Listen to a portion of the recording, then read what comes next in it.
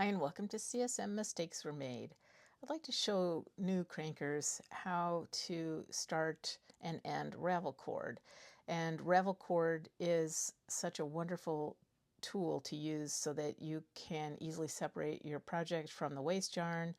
And I use it so that I can reuse my waste yarn. So the Ravel Cord allows me not to have to cut the waste yarn off of the project. A lot of people don't care about saving waste yarn, and that's just fine. I think as a new cranker, I really went through a lot of waste yarn and I threw a lot of it away, and I'm at peace with that. But now I like to save it and reuse it. So Ravel Cord is basically one of two different things. It's either braided fishing line or Aunt Lydia's crochet cotton. And of the two, I really prefer the braided fishing line.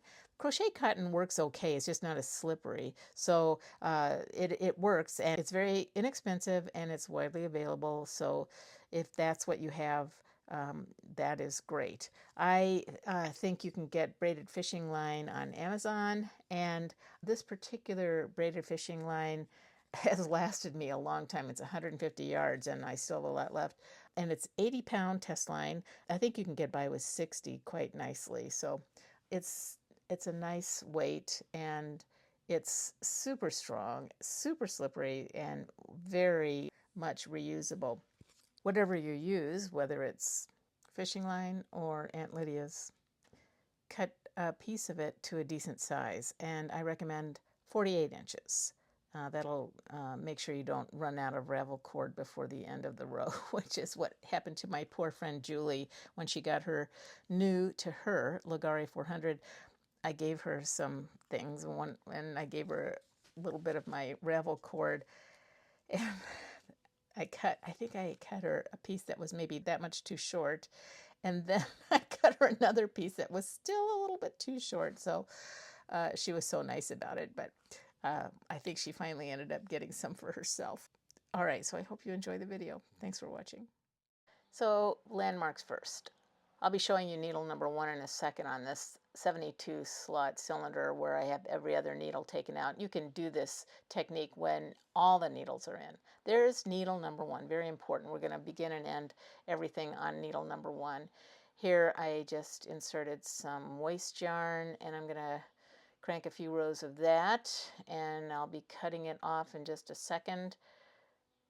Right here, I'll cut it and lay it on the other side of needle number 1, and you'll see that nicely in the video, I hope, just on the far side of needle number 1.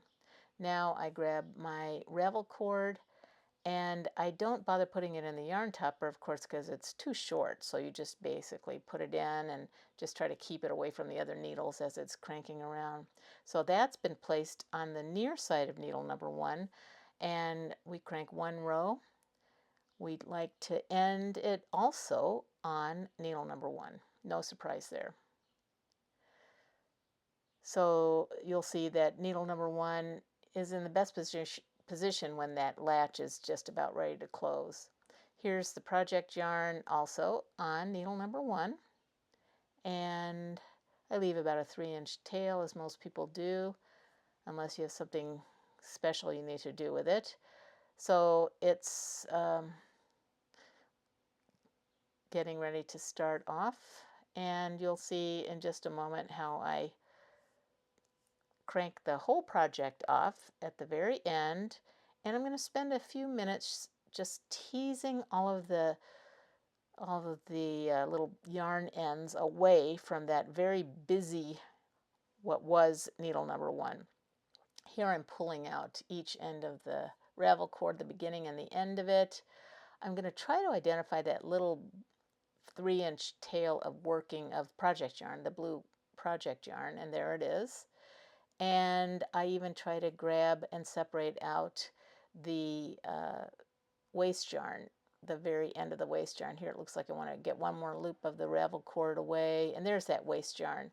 So once I kind of see that everything is free, I can then flip the whole thing over and use my pick tool and pull comes out, it's very satisfying. It comes out very easily because it's so slippery, and the project literally falls away from the waste yarn, which is what I want. I like to spend a little bit of extra time so I can get a very easy separation. That's what I'm going for. I hope you enjoyed this video. Thanks for watching. CSM Mistakes Are Made.